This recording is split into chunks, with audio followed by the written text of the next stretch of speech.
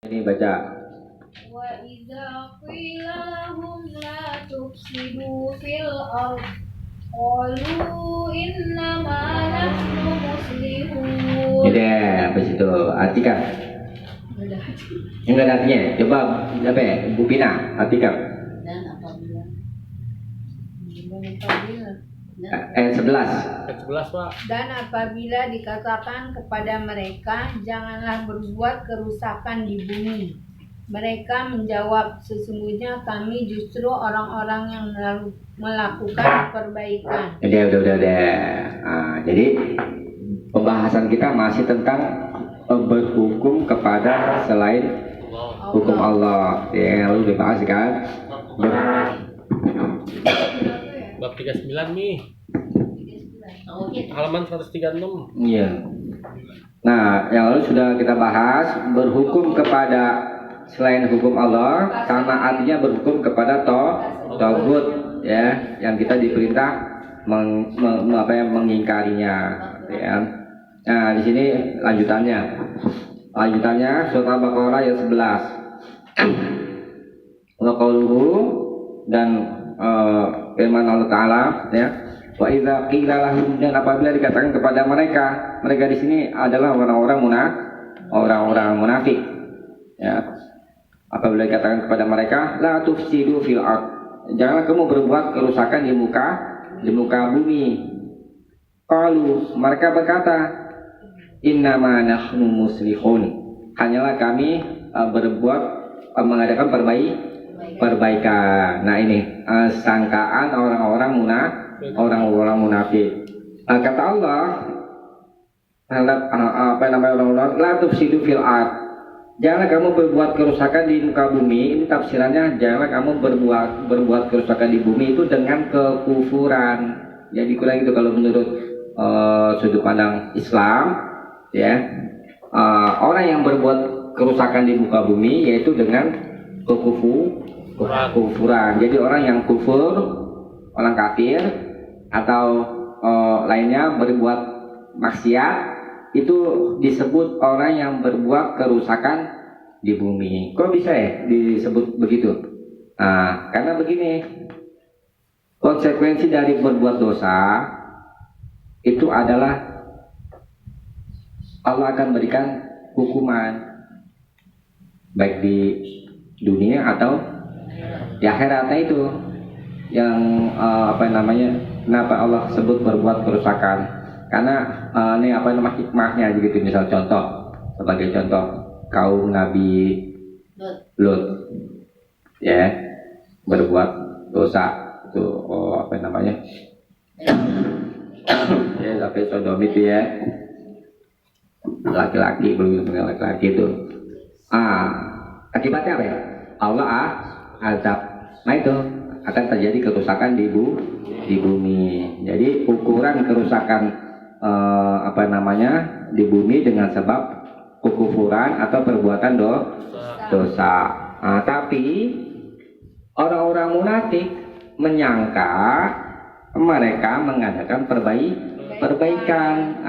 Ini salah sangka. Kenapa itu bisa begini, ya? Nah, coba dilihat Quran surat Munafikun. Coba dilihat ayat ini.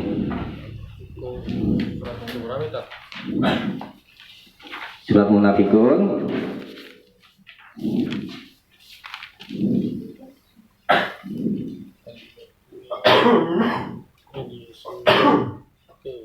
coba lihat surat Munafikun ayat 54, ayat 3. 554. Coba dilihat. Ayat berapa, Tat? Ayat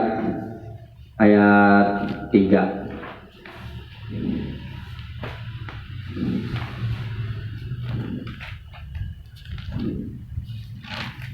Dia tunggu belum? Ayat 3. Deh. Dia, ya? 554. Cobaan bacaan. A'udzubillahi minasyaitonirrajim. Zalika bi annahum amanu summa kafaru fatubi'a ala qulubihim fahum la yafqahun. Aduh, udah liatin. Yang demikian itu karena sesungguhnya mereka telah beriman kemudian menjadi kafir, maka hati mereka dikunci sehingga mereka tidak dapat mengerti. Iya, udah. Nah, ini. Zalika bi anahum, yang begitu bahwa sesungguhnya mereka orang-orang munafik, mereka amanu beriman, summa kafaru, kemudian mereka kafir. Fatubi'a ala qulubihim, lalu dikunci hati mereka. Karena dikunci, fahum la yafqahun, mereka tidak mengerti. Nah, ini sebabnya kenapa mereka bisa salah sangka, karena hatinya dikunci sama Allah, sehingga yang benar dipandang salah, yang salah dipandang benar. Nah, kembali lagi ke surat Al-Baqarah ya, ayat 11. Ayat sebelumnya ada tersebut fi qulubihim marad.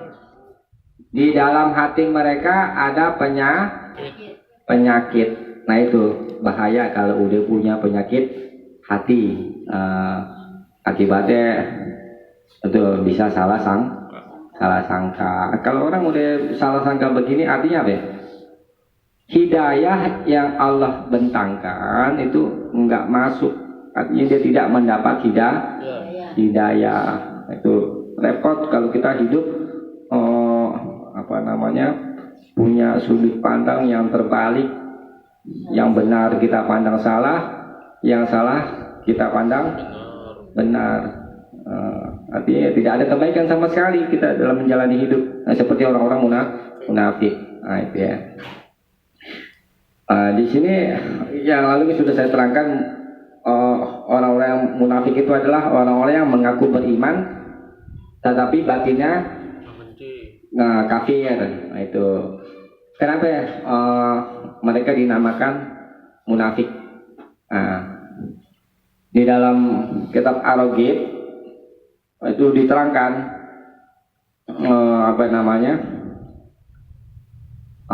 nifak itu perbuatan nifak. Orangnya disebut munafik, ya kan? Orang yang berbuat nifak, perbuatannya adalah nifak. Nah, itu nifak maknanya adalah ad-dukhulu fi syar'i, mereka masuk ke dalam syariat min babin, dari satu pintu, wal khuruju anhu min babin, dan dia keluar darinya min babin, dari pintu lain. Itu orang munafik, masuk dari satu pintu, keluar dari pintu lain. Di dalam Al-Quran Allah sebut orang munafik itu innal munafikina humul fasikun.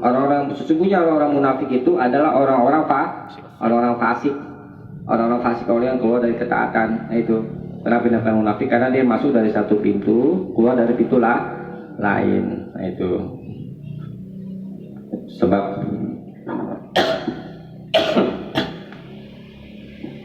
Nah, kembali lagi ke ini. Jadi makna ayat surat Al-Baqarah ayat 11, annallaha subhanahu wa ta'ala, bahwa Allah subhanahu wa ta'ala yazkuru min sifatil munafikin, ia menyebut tentang sifat-sifat orang-orang munafik. Annahum, bahwa mereka idzanuhu, apabila mereka dilarang anirtikabil ma'asi, dari berbuat maksiat, allati tasabbabal fasada fil ard, yang menjadikan sebab kerusakan di muka bumi, bi hululil uqubat, dengan halalnya hukuman, wa umiru bit ta'ah, dan mereka diperintah taat, allati fiha solahul ardi, yang di dalamnya ada kebaikan di muka bumi. Nah, jadi sebab kebaikan di muka bumi adalah dengan taat.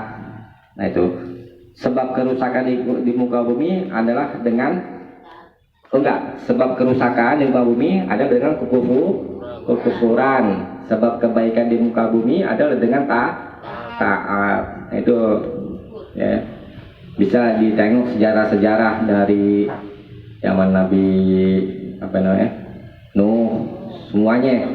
Semua yang nggak taat sama Allah, mereka semua diazab macam-macam azabnya ya. Sama kemunafikan, bahkan orang-orang munafik tuh disebutkan dia adalah lebih jahat daripada orang kafir. Orang munafik lebih jahat daripada orang kafir, karena orang munafik itu dia masuk ke dalam Islam, masuk ke dalam Islam, sehingga orang-orang yang banyak orang yang tidak tahu kehakikatan munafik, kemudian mereka terjerumus ke dalamnya, jadi ngerusak dari dalam. Orang munafik ngerusak dari dalam, ngerusak agama. Nah, nanti di akhirat nerakanya itu di paling bawah. Ini ada orang kafir di bawah, orang munafik paling bawah. Neraka yang paling bawah itu orang-orang munafik ya. Innal munafiqina fi darkil asfal minan nar. Orang munafik itu di kerak paling bawah dari neraka. Nah, itu hati-hati kan. Tapi ingat nifak ada dua maksudnya. Ini yang dimaksud munafik yang di neraka paling bawah itu yang munafik ini itikad, keyakinan nih. Maksudnya dia beriman zahirnya, yang terlihatnya dia adalah beriman, tapi batinnya kafir. Ya enggak tuh. Tapi ada nanti nifak amal, ini beda lagi. Nifak amal namanya. Nifak amal itu misalkan contoh, kalau berkata dusta, kalau janji ingkar, ya, kalau diberi amanat khianat. Ini namanya nifak amal. Sama tempatnya neraka juga, tapi beda sama nifak iktikadi itu namanya, nifak keyakinan tuh. Ya, kembali ke pembahasan ini. Jadi orang yang berhukum, orang yang menyuruh kepada berhukum selain Allah, ya, seperti orang munafik ini adalah dia yang datang dengan membawa kerusakan yang paling besar di muka bumi. Nah, kemudian apa yang bisa kita ambil pelajaran dari ayat ini? Kita disuruh berhati-hati dari berhukum kepada aturan-aturan yang menyelisihi syariat. Ya. Walaupun pembuatnya itu mengatakan seperti bagaimana orang-orang munafik mengatakan saya atau kami mengadakan perbaikan, tapi pada hakikatnya sebaliknya berbuat kerusakan. Pokoknya begitu. Kalau maksiat kepada Allah, itulah yang dimaksud ayat Al-Quran berbuat kerusakan. Karena kenapa disebut berbuat kerusakan? Karena nanti akan halal yang namanya azab Allah itu. Kemudian bahwa penyakit hati itu akan menggambarkan kebenaran itu menjadi batil dan kebatilan menjadi benar. Itu hati-hati, jangan dipelihara penyakit hati. Bahayanya ini bisa salah sangka, yang benar jadi salah, yang salah jadi benar. Nah, itu karena punya penyakit hati. Hasad sama, sombong sama, pokoknya semua nih segala macam penyakit hati deh. Nah, kita berhati-hati supaya kita jangan sampai mengalami keadaan seperti orang-orang munafik. Ya. Nah, selanjutnya ini masih sama, maksudnya sama. Wa qaluhu surat Al-A'raf ayat 56. Wala tufsidu fil ardi ba'da islahiha. Jangan kalian berbuat kerusakan di bumi setelah perbaikannya. Surat Al-A'raf ayat 56 Ini menerangkan bahwa yang kamu berbuat kerusakan di muka bumi, yakni dengan kesyirikan dan berbuat maksiat, setelah islahiha, setelah baiknya itu bumi. Nah, pada islahiha, setelah bumi itu baik, maksudnya Allah mengutus para nabi dan mensyariatkan hukum-hukum dan beramal dengan ketaatan kepada Allah. Itu islahnya di situ. Allah sudah memperbaiki bumi, yakni apa pertama dengan mengutus para nabi, ya kan? Kemudian membuat syariat. Itu sudah diperbaiki, maka jangan kamu berbuat kerusakan. Ya. Nah, berikutnya wa qauluhu, dan firman Allah, apa hukmal jahiliyah? Apakah hukum jahiliyah ya berguna yang mereka cari? Lanjutannya, waman ahsanu minallahi hukman liqaumi yuqinun, dan siapakah yang lebih baik daripada Allah hukumnya bagi orang-orang yang meyakini. Nah, ini diingat-ingat, jahiliyah penisbatan kepada zaman kebodohan, jahalah, bodoh. Jahil disebut orang yang bodoh, ya. Nah, jahiliyah adalah keadaan apa yang terjadi sebelum Islam, dan setiap apa saja yang menyelisihi Islam maka dia disebut jahiliyah. Ya. Berarti dari sini kalau kita berhukum dengan selain hukum Allah, sama artinya kita berhukum dengan hukum jahiliyah yang kita dilarang dari yang demikian itu. Ya. Tidak ada hukum yang lebih baik daripada hukum Allah. Ya. Jadi berbuat maksiat, kerusakan di muka bumi, berbuat taat adalah kebaikan, berbuat kebaikan di muka bumi. Wajib berhukum kepada hukum Allah. Ya. Walaupun dohirnya kelihatannya hukum Allah itu ada dirasakan oleh manusia, kita nggak suka, misalnya yang potong tangan, banyak orang manusia nggak suka dohirnya, ya kelihatannya seperti itu. Tetapi hikmahnya, kalau hukum orang mencuri dipotong tangan, itu nggak ada lagi namanya koruptor. Karena hukum kita di Indonesia, koruptor malah senang di penjara, bisa dibayar hukum. Itu hukum buatan manusia. Coba kalau hukum Allah ditegakkan, nggak ada lagi yang berani koruptor, dan rakyat juga sejahtera. Nah, itu hikmahnya. Ya, dan kita serahkan aja, berserah diri kepada Allah semua atas hukum-hukumnya. Walaupun kelihatannya di mata manusia keras, kita nggak suka, tapi tetap kita yakini semua hukum Allah itu baik hakikatnya buat manusia. Ya. Nah, yang terakhir lanjutannya ya. Wa an Abdullah ibni Amr, dan dari Abdullah bin Amr, anna Rasulullah sallallahu alaihi wasallam, bahwa Rasulullah sallallahu alaihi wasallam qala, bersabda, la yu'minu ahadukum hatta yakuna hawahu taba'an lima ji'tu bih. La yu'minu ahadukum, tidak beriman seorang di antara kalian, hatta yakuna hawahu, sampai hawa nafsunya taba'an, mengikuti lima ji'tu bih, mengikuti apa yang aku bawa. Qala Nawawi, Imam Nawawi berkata, hadisun sahih, hadis ini sahih.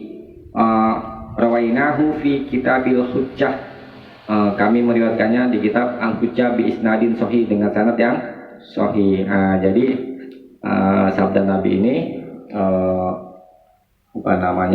sudah sesuai, walaupun ada dalam sanad itu ada bermasalah, tapi sudah sah karena sesuai dengan Quran surat An-Nisa. Coba dilihat deh, Quran surat An-Nisa ayat 65.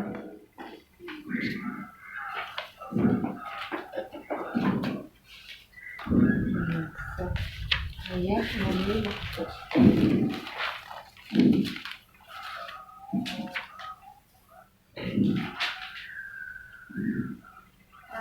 Udah ketemu. Oke. Coba bacaan. Fala wa rabbika la yu'minuna hatta yuhaqqimuka fima syajara bainahum summa la yajidu fi anfusihim harajan mimma qadaita wa yusallimu taslima. Maka demi Tuhanmu, mereka tidak beriman sebelum mereka menjadikan engkau Muhammad sebagai hakim dalam perkara yang mereka perselisihkan, sehingga kemudian tidak ada rasa keberatan dalam hati mereka terhadap putusan yang engkau berikan, dan mereka menerima dengan sepenuhnya. Nah ini ya, jelas dan tegas. Fala wa rabbika, maka sekali-kali tidak demi Rabbmu. La yu'minuna, mereka tidak beriman hatta yuhaqqimuka, sampai mereka menjadikanmu sebagai hakim fima syajara bainahum, tentang apa yang mereka perselisihkan. Summa la yajidu, kemudian mereka tidak mendapati fi anfusihim, di dalam hati mereka, harajan, keberatan, mimma qadaita, dari apa yang engkau telah putuskan, wa yusallimu taslima, dan mereka benar-benar menerima. Itu surat An-Nisa ayat 65. Nah ini ya, semakna dengan hadis tadi. Seorang di antara kalian tidak sempurna imannya sampai hawa nafsu, artinya keinginan, sampai keinginannya atau hawa nafsunya mengikuti apa yang aku bawa. Yang aku bawa apa? Al-Quran dan Sunnah. Nah, ditegaskan oleh Al-Quran tadi itu surat An-Nisa ayat 65. Mereka tidak dikatakan beriman sampai mereka mengikuti putusanmu, menjadikanmu sebagai hakim. Ya kan? Jadi kalau ada perselisihan, kita misalkan dalam persoalan hidup ada yang kita perselisihkan, kembalikan kepada putusan Allah dan Rasul.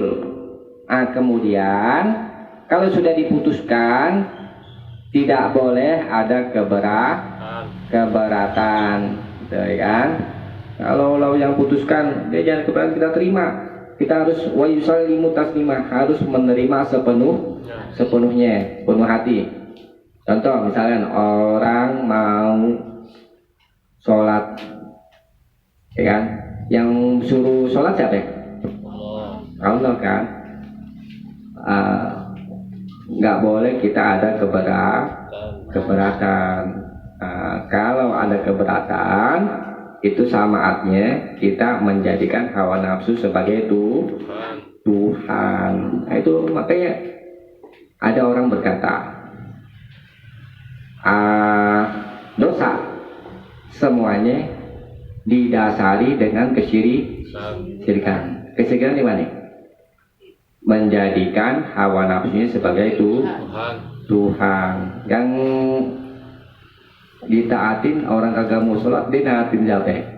Hawa nafsu. Itu jadi kewajiban kita kerjakan walaupun ya berat awalnya. Tapi kalau sebenarnya begini, kalau kita menjalani zakat gitu ya, biar terasa dengan kunci satu, ikhlas nih. Kenapa bab ikhlas itu yang di awal dalam membahas tauhid? Yaitu karena kuncinya untuk menjalani syariat. Kalau ikhlas, ini insya Allah akan mudah. Tapi kalau nggak ikhlas, berat. Itu. Dan kita juga harus yakin semua perintah Allah baik buat kita, dan semua larangan Allah yang kita hindari juga baik buat kita. Nah, itu harus yakin. Ya. Kadang-kadang kita suka tabrakan keinginan Allah sama keinginan kita. Kalau tabrakan gitu, apa yang kita turutin? Tadi tidak beriman sudah dari kalian sampai hawa nafsunya mengikuti apa yang aku bawa, gitu ya. Biar selamat dunia dan akhirat. Jadi kalau selamat itu jalannya.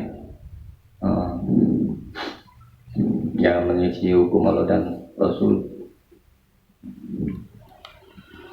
Kalau menyelisih hukum Allah dan Rasul sama dengan syirik, ya. Jadi dianggap sama Allah. Nah, kita cukupkan sampai sini. Mudah-mudahan ada manfaatnya. Kurang lebihnya mohon maaf. Subhanakallahumma bihamdik asyhadu an la ilaha illa anta astaghfiruka wa atubu ilaik. Assalamualaikum warahmatullahi wabarakatuh. Salam.